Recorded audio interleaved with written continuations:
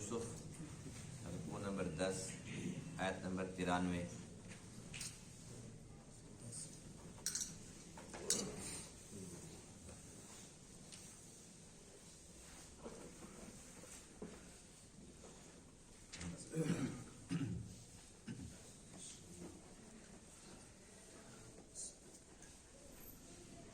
اعوذ باللہ من الشیطان الرجیم،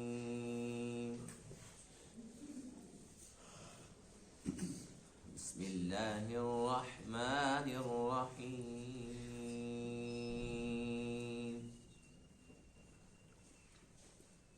ولما فصلت العير قال أبوهم إني لأجد ريح يوسف لولا أن تفندون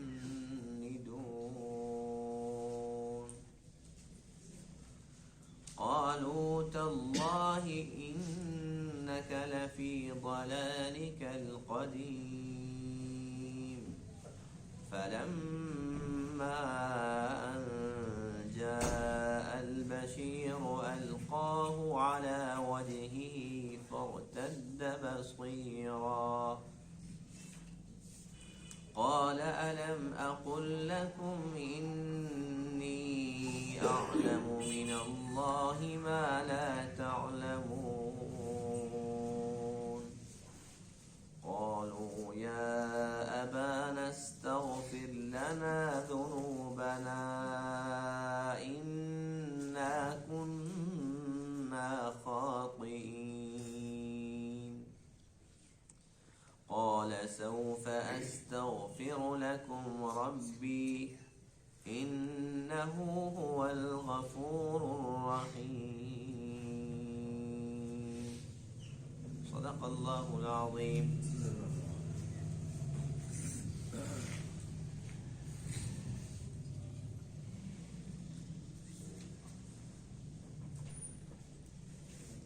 گزشتہ درس میں یوسف علیہ السلام کے بھائیوں کا تذکرہ تھا کہ جب یہ تیسری مرتبہ مصر پہنچے اور ان لوگوں نے اپنی بے بسی کا اظہار کیا کہ ہمارے پاس کچھ کھانے کے لیے بھی نہیں اور آپ کو کچھ دینے کے لیے بھی نہیں ہے، بس اللہ کے نام پر آپ احسان فرمائیں اور ہمیں اناج پورا پورا دے دیں۔ یوسف علیہ السلام نے جب ان کی یہ درد بھری کہانی سنی تو بس آپ کا دل بڑا مغموم ہوا اور آپ نے اپنے بھائیوں سے اپنا تعارف کرا دیا اور ارشاد فرمایا کہ جو کچھ تم نے یوسف اور اس کے بھائی کے ساتھ کیا وہ اچھا تو نہیں تھا، لیکن جان بوجھ کر تم نے نہیں کیا۔ اذ انتم جاہلون، تم نہ سمجھتے، نادان تھے، اگر تم سمجھ رکھتے ہوتے تو کبھی بھی ایسا نہ کرتے۔ بہرحال بھائیوں کو بڑی شرمندگی ہوئی اور صاف صاف اپنی خطا کا اقرار کر لیا، اے بھائی ہم سے بہت بڑی بھول ہوئی، بڑی غلطی ہوئی، ہم گناہ گار ہیں۔ اس موقع پر یوسف علیہ السلام نے اپنے بھائیوں کو یہ ارشاد فرمایا کہ آپ میری یہ قمیص لے جاؤ اور اپنے والد صاحب کے چہرے پر اس کو ڈال دو، اللہ تعالیٰ ان کی بینائی واپس کر دیں گے۔ ان کو اور تمام گھر والوں کو میرے پاس لے کر آؤ۔ اب اس کے بعد پھر کیا ہوا؟ آج کے درس میں آیت کریمہ کے اندر وہی مضمون ہے کہ جب یہ قافلہ ابھی تک وہاں سے چلا نہیں ہے، ابھی تک قافلہ وہیں مصر میں ہے اور یعقوب علیہ السلام کنعان کے اندر ہیں، یہ تقریباً 250 میل کی مسافت ہے۔ اس دور کے اندر اس پر 8 سے 10 دن لگتے تھے، 10 دن کا سفر ہے، 250 میل کی مسافت ہے، قافلہ ابھی تک وہیں ہے۔ مصر سے جو ہی وہ قافلہ نکلتا ہے، نکلتے ہی یہاں گھر کے اندر یعقوب علیہ السلام فرماتے ہیں کہ مجھے یوسف کی خوشبو آ رہی ہے۔ اب یہ بڑی حیرت کی بات تھی، اتنا لمبا عرصہ گزر چکا تھا، جو کچھ وہاں پر معاملہ ہوا، یوسف علیہ السلام نے بھائیوں سے تعارف کرا دیا، سب کچھ ہو گیا، اس بات کا یعقوب علیہ السلام کو تو علم نہیں ہے، ابھی تک بھائی پہنچے نہیں ہیں، ساری بات بتلائی نہیں ہے، لیکن اس سے پہلے ہی یعقوب علیہ السلام کیا فرماتے ہیں کہ مجھے یوسف کی خوشبو آ رہی ہے، اور فرمایا کہ تم تو یوں کہو گے کہ یہ بوڑھا ہو گیا، اس کا دماغ ہل چکا ہے، بہکی بہکی باتیں کرتا ہے، اتنے عرصے کے بعد اس کو یوسف کی خوشبو آنا شروع ہو گئی، فرمایا کہ تم تو مجھے یہ سمجھو گے، لیکن بات سچ ہے کہ مجھے آج خوشبو آ رہی۔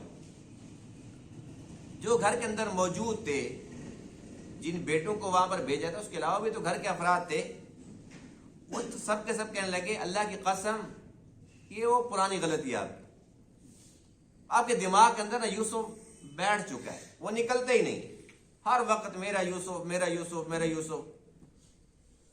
بس انہیں کیا معلوم کہ یعقوب علیہ السلام کس حال میں ہے، اور اللہ کے نبی جب خوشبو سونگ رہے ہیں تو وہ سچی ہے، وہ جھوٹی نہیں۔ اب یہ ہوا کہ وہ قافلہ وہاں سے جب پہنچا، اور پہنچنے کے بعد اس میں ایک خوشخبری سنانے والا تھا، اور یہ کون تھا؟ یوسف علیہ السلام کا بڑا بھائی۔ اس نے آ کر یوسف علیہ السلام کے حکم کے مطابق وہ قمیص اپنے والد محترم یعقوب علیہ السلام کے چہرے کے اوپر ڈالی، تو اللہ کا قرآن کہتا ہے کہ اسی وقت ان کی نظر واپس آ گئی، بالکل ٹھیک ٹھاک وہ دیکھنے لگے، اور دیکھتے ہی کیا فرمایا کہ میں تمہیں کہتا نہیں تھا، میں کہتا نہیں تھا تمہیں کہ میں اللہ کی طرف سے وہ جانتا ہوں جو تم نہیں جانتے۔ یہ وہی یوسف علیہ السلام کا بچپن کا خواب تھا، جس پر آپ کو یقین کامل تھا کہ یہ خواب سچا ہو کر رہے گا، میرا یوسف دنیا کے کسی کونے کے اندر بھی ہے لیکن وہ زندہ ہے، وہ بالکل ٹھیک ٹھاک ہے، اور اللہ ضرور میری اسے ملاقات کرائے گا۔ کیا صبر ہے یعقوب علیہ السلام کا۔ بس اب بیٹوں کے پاس اور کوئی بات نہیں تھی، جس طریقے سے یوسف علیہ السلام کے سامنے اپنے گناہ کا اقرار کیا تھا، آج اپنے والد محترم کے سامنے پھر ایک مرتبہ اس کا اقرار کیا، اے بجان ہم مجرم ہیں، ہمارا قصور ہے، ہم نے اپنے بھائی یوسف کے ساتھ اچھا نہیں، ہمیں احساس ہو گیا ہے کہ ہم نے بہت برا کیا تھا، ہم نے تو کنویں کے اندر پھینکا تھا، ہم نے تو اس کو غلام بنا کر بیچا تھا، چند ٹکوں کی خاطر ہم نے اتنا کچھ کر دیا، اور ہمارے بھائی کا قصور بھی کچھ نہیں تھا، یہی قصور تھا نا کہ آپ اسے زیادہ محبت کرتے تھے، ہمیں اس پر حسد ہو گیا تھا کہ کیا ہم بیٹے نہیں ہیں، صرف یوسف، ہر وقت یوسف یوسف۔ بس بات یہ ہے کہ حسد کے آگ کے اندر آ کر ہم نے یہ سارا کچھ کر دیا، اے بجان بس آپ مہربانی فرمائیں، آپ اللہ تعالیٰ سے ہمارے لیے معافی طلب۔ آپ نے یہ نہیں فرمایا کہ ہاں کیوں نہیں، میرے بیٹے ہو، میں ضرور کروں گا، فرمایا کہ ابھی نہیں، فرمایا کہ ابھی نہیں کروں گا، لیکن ابھی نہیں کرتا، وقت آنے پر کروں گا۔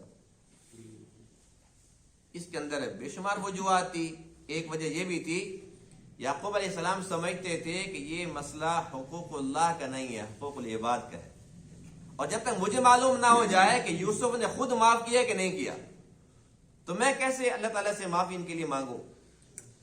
یہ تو مسئلہ حقوق العباد کا ہے، جب تک یوسف علیہ السلام نہیں ملیں گے، جب تک وہ نہیں بتلائیں گے کہ ابا جان میں نے بھی معاف کر دیا ہے، تب تک ان کے لیے اپنے رب سے میں استغفار نہیں کروں۔ اب فرمایا کہ جب مجھے تسلی ہو جائے گی پھر میں کروں گا، اور اللہ کی ذات سے مجھے امید ہے کہ وہ معاف بھی فرما دے گا۔ وَلَمَّا فَصَلَتِ الْعِيدُ، اور جب جدا ہوا قافلہ، قال ابوہم، یہ قافلہ جدا مصر سے ہو رہا ہے، مصر سے یہ لوگ نکل رہے ہیں، قال ابوہم، ان کے باپ کہنے لگے، یعقوب علیہ السلام کہنے لگے، انی لأجد ریح یوسف، بے شک میں البتہ پاتا ہوں یوسف کی خوشبو، لولا ان تفندون، اگر تم مجھے بوڑھا اور بہکا ہوا نہ سمجھو۔ قالو، وہ جو گھر کے اندر موجود تھے وہ کہنے لگے، تاللہ، اللہ کی قسم، انک لفی ضلالک القدیم، بے شک آپ تو البتہ وہ بہت قدیم، بہت پرانی غلطی کے اندر ہے، آپ کی سوئی وہیں یوسف پہ اٹکی ہوئی ہے۔ فلما ان جاء البشیر، پس جب آیا خوشخبری سنانے والا، القاہ علی وجہہ، اس نے اس قمیص کو ڈال دیا یعقوب علیہ السلام کے چہرے پر، فارتد بصیرا، پس وہ لوٹے دیکھنے والے، فوراً آنکھیں بالکل ٹھیک ہو گئی۔ قالا، اور آپ نے فرمایا، الم اقل لکم، کیا میں نے تمہیں کہا نہیں تھا، انی اعلم من اللہ، کہ بے شک میں جانتا ہوں اللہ کی طرف سے، ما لا تعلمون، جو تم نہیں جانتے۔ قالو، اب وہ بیٹے کہنے لگے، یا ابانا استغفر لنا ذنوبنا، اے ہمارے باپ، ہمارے لیے ہمارے گناہوں کی معافی طلب کیجئے، ہمارے لیے استغفار کیجئے، انا کننا خاطئین، بے شک ہم خطا کرنے والے تھے۔ قالا، آپ نے ارشاد فرمایا، سوف استغفر لکم ربی، ان قریب میں تمہارے لیے اپنے رب سے مغفرت طلب کروں گا، انہ هو الغفور، بے شک وہ بہت زیادہ معاف کرنے والا، رحیم، بڑا ہی مہربان ہے۔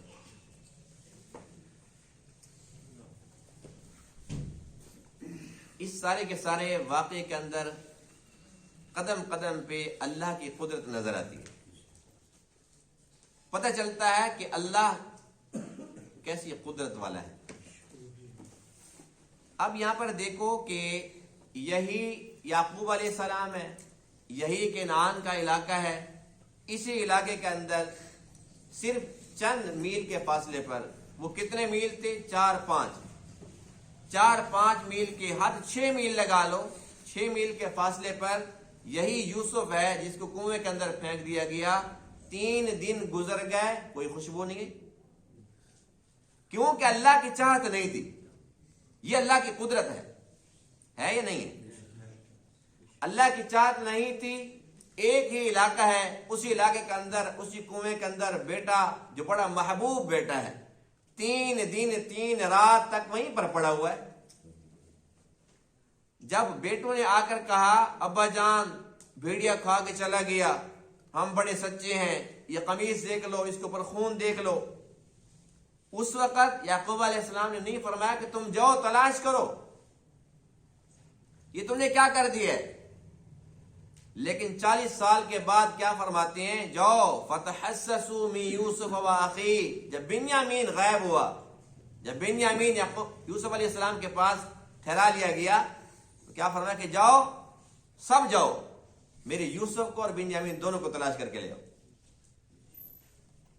تو یہ بھی اللہ تعالیٰ کی قدرت کی نشانی ہے کہ جب اللہ کا آرڈر آتا ہے، اللہ کی طرف سے حکم ملتا ہے، تو آپ فرماتے ہیں کہ جاؤ تلاش کرو، اور جب اللہ فرماتے ہیں کہ آرام سے صبر کرو، بیٹھ جاؤ، تب نہیں فرمایا کہ بیٹوں کو جاؤ کہ تلاش کر کے لے کے آؤ۔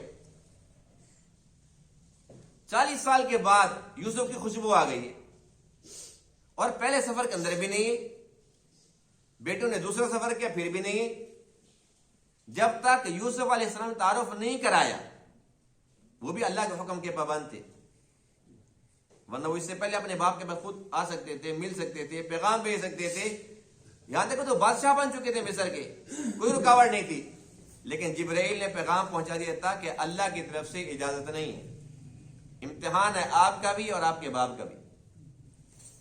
اب جب اللہ کی طرف سے ان کو اجازت ملتی ہے، تیسرے سفر کے اندر اپنا تعارف کرا دیتے ہیں، اور یہاں تعارف کے بعد ابھی تو پیغام آنا تھا نا، ابھی تو قمیص آنی تھی، قمیص آنے سے پہلے اللہ کیا فرماتے ہیں، وَلَمَّا فَصَلَتِ الْعِيرُ، جب قافلہ وہاں سے جدا ہوا، مصر سے نکلا ہی تھا، ابھی تو 250 میل کی مسافت تھی، 10 دن کا سفر تھا، ابھی تو پہلا دن ہے، وہاں سے نکلا ہے، اور فرمایا کہ انی لأجد ریح یوسف، مجھے یوسف کی خوشبو آنا شروع ہو، اور یہ بھی ساتھ فرمایا کہ میری بات کا تم مذاق اڑاؤ گے، تم کہو گے سٹیا گیا ہے، بوڑھا ہو گیا ہے، بہکی بہکی باتیں کرتا ہے۔ 40 سال کے بعد یوسف کا اس کو خیال آ گیا، پھر اس کی خوشبو بھی آنا شروع ہو گئی، وہ سب کہنے لگے تاللہ انک لفی ضلالک القدیم، اللہ کی قسم آپ کی پرانی غلطی ہے، آپ اسی کے اندر ہی پڑے ہوئے۔ یہ تو یہاں تک باتیں ہو گئی، لیکن پھر وہ قافلہ جو چل پڑا تھا، جب خوشبو آئی تھی، وہ چلتے چلتے پھر وہ گھر پہنچ گیا۔ اللہ فرماتے ہیں کہ جب وہ بشیر آیا، بشیر کے معنی خوشخبری سنانے والا، القاہ علی وجہہ فرتد بصیرا، تو اس نے وہ قمیص آپ کے چہرے پر ڈال دی۔ یہ قمیص کوئی عام قمیص نہیں تھی، اس کے بارے میں ایک روایت تو یہ ہے کہ ان کی اپنی قمیص تھی جو وہ پہنتے تھے، اور ایک یہ ہے کہ یہ وہ قمیص تھی جو ابراہیم علیہ السلام کو جب آگ کے اندر ڈالا گیا تھا، اس وقت جو کافر تھے، جو نمرودی لشکر تھا، نمرود کے کارندے تھے، انہوں نے آپ کا لباس اتار دیا تھا، ابراہیم علیہ السلام کا لباس اتار دیا تھا۔ اور حدیث پاک میں ہے کہ اسی وقت جبرائیل امین علیہ السلام اللہ کی طرف سے لباس لے کے آیا اور آپ کو پہنایا۔ اور حدیث پاک میں کہ قیامت کے دن جو حشر کا میدان ہوگا، سب بغیر کپڑوں کے ہوں گے، سب سے پہلے کپڑے پہنائے جائیں گے ابراہیم علیہ السلام کو، اس لیے کہ اللہ کی محبت کے اندر ان کے کپڑے اتارے گئے۔ اور سب سے پہلے ہوش میں کون آئیں گے؟ موسیٰ علیہ السلام۔ وہ کیوں آئیں گے؟ اس لیے کہ کوہ طور پر جب اللہ نے تجلی ڈالی تھی تو وہ بے ہوش ہو گئے تھے، یعنی کہ وہ اپنا دورانیہ پورا کر چکے ہیں، اس لیے اللہ کی قدرت سے سب سے پہلے ہوش میں موسیٰ علیہ السلام آئے۔ اب وہ جو جبرائیل امین علیہ السلام قمیص لے کے آئے، ابراہیم علیہ السلام کو پہنائی، یہ وہ قمیص تھی جب اسحاق علیہ السلام کے پاس آئی، اسحاق علیہ السلام کے بیٹے یعقوب علیہ السلام کے پاس آئی، یعقوب علیہ السلام نے اس کو جیسے بطور تعویذ، بطور تبرک اس کو یوسف علیہ السلام کے گلے کے اندر ڈال دیا تھا۔ یہ وہ خاص قمیص ہے۔ یہی وجہ ہے کہ جب یوسف علیہ السلام کے بھائی اپنے باپ کے پاس جاتے ہیں اور جھوٹ بولتے ہیں کہ بھیڑیا کہا گیا، وَجَاءُوا عَلَىٰ قَمِيصِهِ بِدَمٍ كَذِبٍ، وہ جھوٹے خون کے ساتھ قمیص پیش کرتے ہیں بھائی۔ اور اس کے بعد اللہ کی قدرت دیکھو کہ پھر قمیص کا ذکر آتا ہے دوسری مرتبہ اسی واقعے کے اندر، جب وہ بچہ گواہی دیتا ہے، زلیخا نے جو کچھ کیا تو بچہ تھا دودھ پینے والا، اس نے کیا گواہی دی کہ پہلے قمیص چیک کرو کہ آگے سے پھٹی ہے کہ پیچھے سے پھٹی ہے، اگر پیچھے سے پھٹی ہے تو یہ تو آگے بھاگنے والا تھا، اس کو پیچھے سے پکڑا گیا ہے تو یہ سچا ہے۔ جب قمیص کو چیک کیا تو وہ پیچھے سے پھٹی ہوئی تھی۔ اس کے بعد پھر تیسری مرتبہ پھر اس قمیص کا ذکر آ رہا ہے، جس میں یوسف علیہ السلام کیا فرماتے ہیں کہ میری قمیص لے کر جاؤ اور ابا کے چہرے پر ڈال دو، اس سے بینائی واپس آ جائے گی۔ اور ایسا ہی ہوا کہ جب وہ بھائی آیا اور اس نے آ کر چہرے پر ڈالی تو فرتد بصیرا، فوراً بینائی درست ہو گئی اور آپ ٹھیک ٹھاک دیکھنے لگے۔ یہاں پر جو بھائی آتا ہے جس نے قمیص اپنے والد کے چہرے پر ڈالی، اور یہ اللہ فرماتے ہیں بشیر ہے، خوشخبری سنانے والا، یہ کون سا بھائی ہے؟ یہ پھر وہی بھائی ہے جو اس وقت جھوٹے خون کے ساتھ قمیص لے کے آیا تھا، آج پھر یہ وہی بھائی ہے۔ اور یہ چاہتا تھا، اور تھا یہ سب بھائیوں میں اچھا، جس کا نام یہودا تھا، یہی تھا کہ جب سارے کے سارے اس کو قتل کرنا چاہتے تھے، اس نے کہا تھا کہ بھئی ہے تو اپنا بھائی یوسف، قتل نہ کرو، چلو کنویں کے اندر پھینک دو، یعنی کہ اس کو باپ سے دوری کرنا ہے نا، تو جان سے کیوں مارتے ہو سکتا ہے کوئی اس کو یہاں سے اٹھا کر لے جائے، کنویں سے نکال کر لے جائے، تمہارا مقصد تو پورا ہو جائے گا، لیکن قتل نہ کرو۔ یعنی کہ دشمن تھا، چھوٹا دشمن تھا، تھوڑا دشمن تھا، اس کے دل کے اندر کچھ نہ کچھ محبت تھی بھائی کی۔ یہی وجہ کہ یہی بھائی تھا جس نے کہا لا تقتلوا یوسف، اسے قتل نہیں کرنا، وَأَلْقُوهُ فِي غَيَابَةِ الْجُبِّ، اس کو گہرے کنویں کے اندر پھینک دے، یہ کام کر لو۔ اس کے بعد پھر یہی بھائی ہے کہ جب بنیامین کو یہاں سے لے کر جانے لگے اور وہاں پر یوسف علیہ السلام نے بھائی کو روک لیا، سارے بھائی واپس آ گئے، اس نے کہا میں نہیں جاتا، اس لیے کہ میں ابا کو کیا منہ دکھاؤں گا، ابا نے تو ہم سے قسمیں اٹھوائی تھی، اس کو ضرور واپس لے کے آنا، اس لیے میں نہیں جاتا، میں یہیں پر ہوں۔ فلن ابرح الارض حتى يأذن لي ابي او يحكم الله لي، یا تو میرا ابا خود مجھے بلائے کہ چلو کوئی بات نہیں، وہ نہیں آیا تو آ جا، یا یہ کہ اللہ میرے حق میں فیصلہ کر دے، یا تو میرا بھائی میرے حوالے کر دے میں اس کو لے کر جاؤں، یا یہ کہ مجھے موت دے دے۔ تو یہ بڑا سمجھدار تھا۔ یہاں پر پھر اس نے وہی قمیص لی، اس نے کہا کہ اب یہ خوشخبری کی بات ہے تو یہاں بھی میں قمیص لے کر جاؤں گا۔ اور اس کا نظریہ کیا تھا؟ نظریہ یہ تھا کہ گناہ پہلے میں نے کیا تھا، جھوٹا خون بھی تو میں نے دکھایا تھا ابا کو، آج پھر قمیص لے کے جاؤں گا جو سچی بات والی ہے، جس سے نظر واپس آنی ہے۔ جب گناہ میں نے کیا تھا تو نیکی کروں گا تو گناہ مٹے گا۔ تو اس سے یہ ہمیں سبق ملتا ہے، کسی انسان سے اگر کوئی گناہ سرزد ہو جائے، کوشش کرے کہ اسی جگہ پر وہ توبہ استغفار بھی کرے اور نیکیاں بھی کرے، تاکہ زمین کا وہ حصہ اگر اس کے خلاف گواہی دے گناہ کی تو اس نے وہاں پر کچھ سجدے کیے ہیں، کوئی استغفار کی ہے، تو اس کی نیکی کی بھی گواہی دے، حساب برابر ہو جائے۔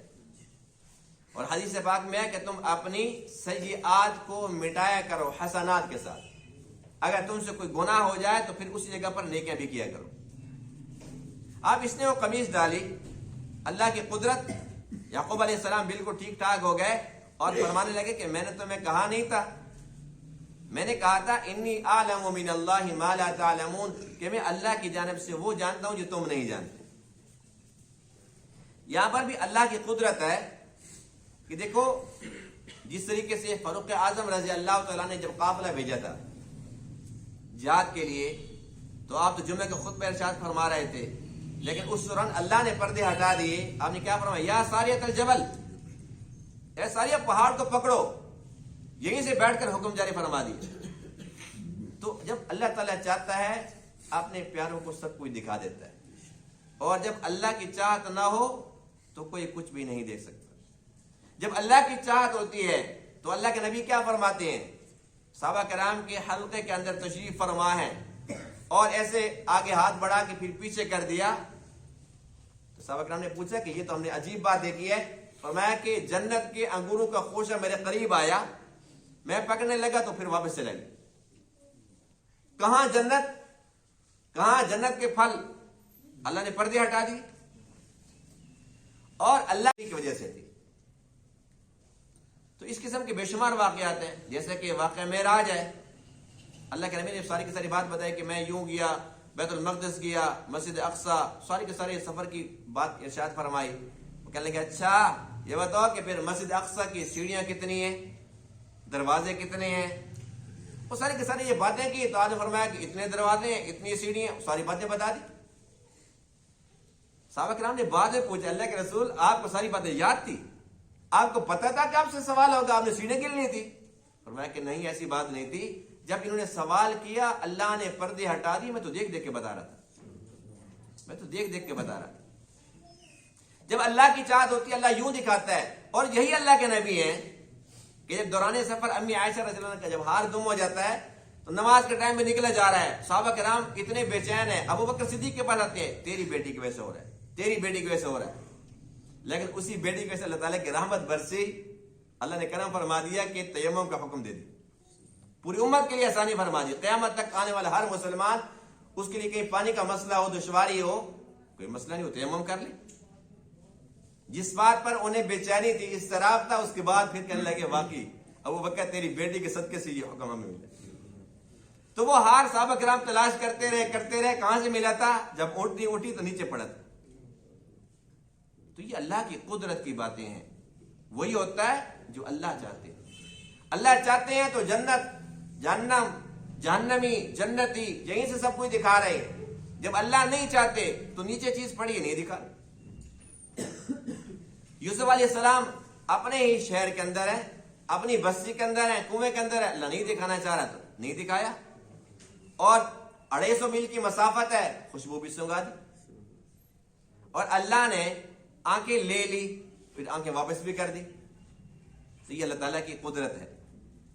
بہرحال جب بیٹوں نے سارے کی ساری باتیں دیکھی کہ اب تو ساری کی ساری باتیں کھل گئی ہیں، اور ہمارا بھائی یوسف جب ابو کو ملے گا ساری کی ساری باتیں بتا دے گا، میرے ساتھ کیا کیا تھا، کیسے کنویں کے اندر پھینکا تھا، بات کہنے کہ خود ہی مان لو بھائی، اب تو فائدے کوئی نہیں ہے، خود ہی اقرار کر لو۔ اب تو وہاں بھی اقرار کر کے آئے کھڑے ہیں، یہاں بھی خود اقرار کرو، اس کے بغیر اور کوئی چارہ نہیں۔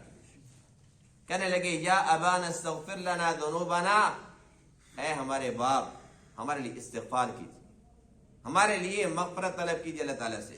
ہمارے گناہ بہت زیادہ ہیں، ہم نے بہت غلط کام کیا ہے. انا کننا خاطئین، بے شک ہم تو خطا کار ہیں. بس یہ ایک مومن کی معراج ہے کہ وہ مان جائے. دیکھو دو بندوں کی جب لڑائی ہوتی ہے، ایک بندہ کہتا ہے جی ہاں جی میری غلطی میں مانتا ہوں. اب اس کو قتل تو نہیں کیا جائے گا نا کہ تو نے غلطی کیوں کی تھی. جب مان لیا تو بات ختم ہو گئی. غلطی کو مان لینا یہ ایک مومن کی معراج ہے. اکڑ جانا شیطانیت ہے. اب بھائیوں نے مان لیا، بے شک دیر سے مانا، دیر آئے درست آئے، اگرچہ دیر سے آئے لیکن پھر اس کے بعد کوئی لے تو لال نہیں. کہتے بس ٹھیک ہے جی ہم سے غلطی ہوئی ہے اور ہم مانتے ہیں کہ ہم قصوروار ہیں. جب مان لیا تو ان کا راستہ آسان ہو گیا. اب اگلا مسئلہ یہ تھا کہ بھئی والد کے سے کیا جواب ملتا ہے.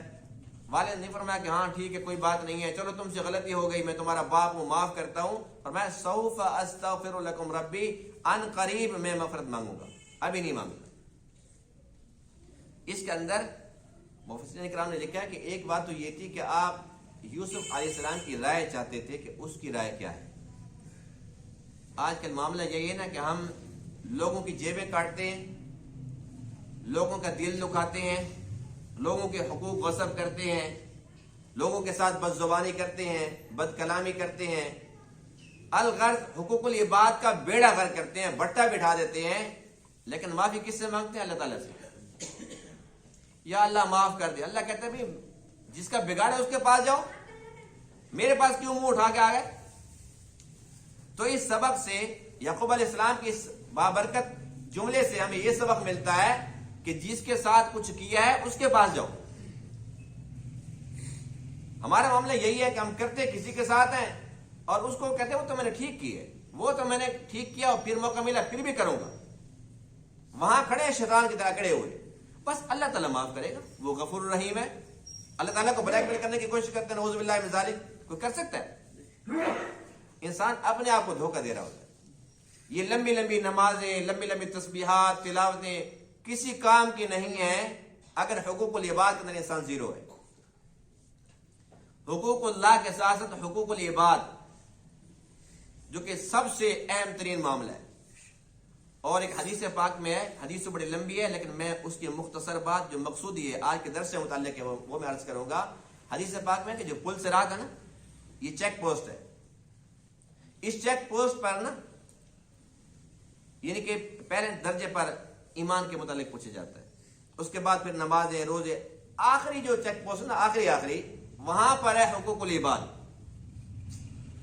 ایک بندہ کہتا ہے نمازیں پوری ہیں تو آگے جائے گا نا، ورنہ تو وہیں سے نیچے گر جائے گا، نیچے جہنم ہے. یہ جہنم کے اوپر پل ہے.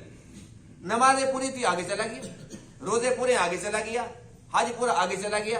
یعنی کہ آگے جاتے جاتے آخری موقع پر اللہ پوچھتے ہیں کہ یہ ساری باتیں تو ٹھیک ہیں، یہ بڑا نمازی بھی ہے، یہ حاجی بھی ہے، یہ بڑا سخی بھی ہے، یہ بڑا غازی بھی ہے، بڑا مجاہد بھی ہے، سارا کچھ ٹھیک ہے. یہ بتاؤ کہ لوگوں کے ساتھ رویہ کیسا تھا، میرے بندوں کے ساتھ کیا کر کے آیا کھڑا ہے. وہاں فرشتے کہتے ہیں جی یہ لکھا پڑا، اس نے یہ کیا تھا، فلانے کو گالی دی تھی، فلانے کے اس نے پیسے کھا لیے تھے نہ حق، فلانے کی دکان پہ قبضہ کر لیا تھا، فلانے کے ساتھ لڑائی کر لی تھی، اس کو گالیاں دیتا تھا. اللہ فرمایا کہ ٹھیک ہے اس کو یہیں سے فارغ کر دو. یہ اتنا اہم ترین معاملہ ہے، اللہ نے سب سے آخر میں رکھا ہے. میرے حقوق سارے ہو گئے ٹھیک ہے لیکن میرے بندوں کے نہیں ہیں جو. تو اس سے پتہ چلتا ہے کہ اللہ کو اپنی مخلوق سے کتنا پیار ہے. اللہ چاہتا ہے کہ میرا کوئی بھی بندہ میری مخلوق میں سے کسی کو بھی تکلیف پہنچا کے میرے پاس نہ آئے. انسان کو تو چاہیے کہ اگر مسلم ہے تو سلامتی دے. سب مسلم ہے نا، مسلم ہے تو اس کے ہاتھ سے، اس کی زبان سے، اس کے اعضاء سے، اس کے اعمال سے، اقوال افعال سے سب کو سلامتی مل رہی ہو. اگر انسان کسی کو فائدہ نہیں پہنچا سکتا تو نقصان کیوں پہنچاتا ہے؟ اللہ نے انسان بنایا، اس میں انس و محبت ہونا چاہیے. اللہ نے مسلمان بنایا، اس کے اندر سلامتی کی باتیں ہونی چاہیے. اگر وہ کہتے ہیں جی میں نے جانور ہی بننا ہے، میں نے انسان بننا ہی نہیں ہے، تو اللہ فرماتے کوئی بات نہیں، اگر جانور بننا چاہتے ہیں تو گائے بھینس بن جا، وہ بھی تو کسی کو فائدے پہنچاتے. لیکن تو نے ضروری سانپ بچھو بننا ہے، جانور میں سے بھی تو اچھے اچھے ہیں. تو آج کل ہمارا معاملہ ایسا ہی ہے کہ ہم نے لوگوں کے ساتھ تو جو کچھ ہم کر سکتے ہیں کر رہے، اپنی منمانی ہے، غنڈہ گردی ہے، اور اللہ تعالیٰ کے ساتھ راز و نیاز کی باتیں ہوتی ہیں جو کہ عرش پہ تو کیا پہنچے گی، ہمارے سر سے اوپر پہ نہیں جا رہی ہوتی، ہمارے منہ پر وہ مار دی جاتی ہیں، لیکن ہم اندھے، ہمیں نظر نہیں آتی۔ تو آپ نے ارشاد فرمایا کہ سوف استغفر لکم ربی، میں ان قریب تمہارے لیے اپنے رب سے مغفرت طلب کروں گا، ابھی نہیں کرتا، وقت آنے دو، ابھی انتظار کر۔ اور دوسرا نقطہ اس کے اندر یہ لکھا ہے کہ اللہ کے نبیوں کو یہ بھی پتہ ہوتا ہے کہ خاص وقت کے اندر دعا کرنی چاہیے، دعا کے بھی اوقات ہوتے ہیں۔ کوئی وقت ایسا ہوتا ہے جس کے اندر وہ خاص گھڑی ہوتی ہے، قبولیت کی گھڑی ہوتی ہے۔ ویسے تو اللہ تعالیٰ ہر ایک کی سنتا ہے اور ہر ٹائم سنتا ہے، لیکن خاص وقت بھی تو ہوتے ہیں، ان کی بھی تو اہمیت ہے۔ جس کے عام دن بھی ہیں وہ اللہ تعالیٰ کے بنائے ہوئے ہیں، لیکن اللہ کے نبی فرماتے ہیں کہ ان سب کا سردار جمعہ کا دن ہے، یہ سرداری بھی تو اسی خالق نے دی ہے۔ اسی طریقے سے حدیث پاک میں کہ اللہ تعالیٰ ہر ایک مومن کی دعا سنتا ہے، قبول فرماتا ہے، لیکن جو سحری کا وقت ہے یہ خاص وقت ہے، یہ خاص ٹائم ہوتا ہے۔ اس ٹائم جو اٹھتا ہے اللہ تعالیٰ سے مانگتا ہے، اللہ فرماتے ہیں کہ دیکھو اے فرشتو، سب سوئے پڑے ہیں، یہ میرا بندہ ہے، اس کو کتنا مجھ سے پیار ہے، یہ میرے لیے اٹھا ہے، اس نے بستر چھوڑا، اس نے وضو کیا، اس نے نہیں دیکھا پانی ٹھنڈا ہے کہ گرم ہے، میرے ساتھ محبت ہے، اگر اس کی نہیں سنوں گا تو کس کی سنوں گا؟ تو یہ خاص وقت ہوتا ہے۔ بہرحال وہ کافی سارے اوقات ہیں جو خاص ہیں، لیکن ایک انسان کے لیے ضروری ہے کہ وہ ہر وقت اللہ تعالیٰ سے مانگتا رہے، وہ مانگتا رہے گا، مانگتا رہے گا، مانگتا رہے گا۔ وہ بڑا سخی ہے، یہ نہیں کہ وہ سنتا نہیں ہے، سنتا ہر وقت ہے، یہ نہیں کہ وہ ٹال دیتا ہے، ٹالتا بھی نہیں ہے، دیتا بھی ضرور ہے، یہ نہیں ہے کہ جو ہم مانگے وہ اسی وقت دے دے۔ وہ دیکھتا ہے کہ میرا بندہ ہے بڑا پیارا، اس کو یہ پتہ نہیں ہے کہ یہ مانگ کیا رہا ہے مجھ سے، اپنا ہی نقصان مانگ رہا ہے، یہ اس کو نہیں دیتا کیونکہ یہ مجھ سے پیار کرتا ہے، میں بھی تو اسے پیار کرتا ہوں، چلو کوئی بات نہیں، اس نے مجھ سے یہ مانگا، اس کے بدلے کے اندر اس کو میں آخرت میں دوں گا، یہ چیز چلو یہ اس کو دے دیتے ہیں۔ اب ہمارے بچے ہوتے ہیں نا، وہ ہمیں کہتے ہیں ابو ہمیں تو سائیکل ہمیں سائیکل لینا ہے، بڑے ہو جاتے ہیں ہمیں موٹر سائیکل چاہیے، اور ماں باپ کے پاس پیسے ہوتے ہیں، دلوا سکتے ہیں، وہ کہتے ہیں کہ بھئی بچہ چھوٹا ہے، سائیکل پر جائے گا، کسی رکشے کے ساتھ ٹکرا جائے گا، ٹانگ اس کی ٹوٹے گی، دل میرا ٹوٹے گا، پیسے تو میں لگا دوں گا کوئی بات نہیں، لیکن پھر بھی تو نقصان میرا ہے، دکھ تو میرے بچے کا ہوگا، وہ میرے ہی دکھ ہوگا۔ کہتا نہیں بیٹا یہ نہیں، اچھا کچھ اور مانگو، وہ ابا میں نے سائیکل ہی لینی ہے بس، اچھا سائیکل کو چھوڑو اور بتاؤ اور کیا دوں۔ یعنی کہ باپ کو پیار ہے نا، وہ اس کا متبادل دینے کی کوشش کر رہا ہے۔ پھر بڑا ہو جاتا ہے مجھے موٹر سائیکل چاہیے، بیٹا موٹر سائیکل نہیں ہے، ابھی نہیں، 2 سال صبر کر لے بس، ابھی پیسے پڑے ہیں، وہ کار بھی لے کے دے سکتا ہے۔ تو یہ پیار کے سودے ہوتے ہیں، اور اللہ کو ہم سے کتنا پیار ہے، 70 ماؤں سے زیادہ پیار کرنا۔ اللہ فرماتے میرے بندے تم جو کچھ مانگ رہے ہو میرے خزانے تو بھرے پڑے ہیں، سب کچھ ہے جو تم مانگ رہے ہو، ابھی دے سکتا ہوں، لیکن دیتا نہیں ہوں میرے بندے، اگر دے دیا تو میرے گھر ہی نہیں آئے گا، نماز نہیں پڑھے گا، تیری آخرت خراب ہو جائے گی، تو میرا ذکر چھوڑ دے گا، مجھے بھلا دے گا، تیرا ہمیشہ کا نقصان ہو جائے گا۔ میرے بندے بس کوئی بات نہیں، چلو یہ نہ صحیح، اس کے بدلے جنت میں یہ لے، تیرے ایک درجہ میں نے بلند کر دیا، اور ایک درجہ پتہ کیا ہے، زمین سے آسمان کی مسافت، ایک درجہ۔ تو دعائیں رد نہیں جاتی، بس بات صرف سمجھنے کی ہے، اللہ کو ہم سے پیار زیادہ ہے، وہ اپنی مرضی کے مطابق دیتا ہے، لیکن یہ تو نہیں ہے نا کہ وہ نہیں دیتا، جب وہ دیتا ہے دنیا میں دے تب بھی ہمارا نفع، آخرت میں دے تو اس سے زیادہ نفع۔ تو ہمارا کیا کام ہے کہ ہم بس مانگتے رہیں، ہم ہیں جو مانگنے والے ہیں، اور اللہ تعالیٰ ہمیں اس سے قابل رکھے کہ ہم اسی سے مانگتے رہیں، کسی اور کے سامنے نہ بھیجے، بس اسی کے سامنے مانگنا تو عزت کی بات، اگر مخلوق کے پاس جائیں گے تو یہ ذلت کی بات۔ اللہ ذلت سے بچائے اور ہمیشہ اپنا محتاج رکھے، بس ہم اسی سے مانگتے رہیں اور اسی کے در پر جھکتے رہیں جہاں تک کہ ہمارا خاتمہ ہو جائے۔ اللہ تعالیٰ تمام باتوں کو سمجھنے عمل کرنے کی توفیق عطا فرمائے۔ وآخر دعوانا الحمدللہ رب العالمین۔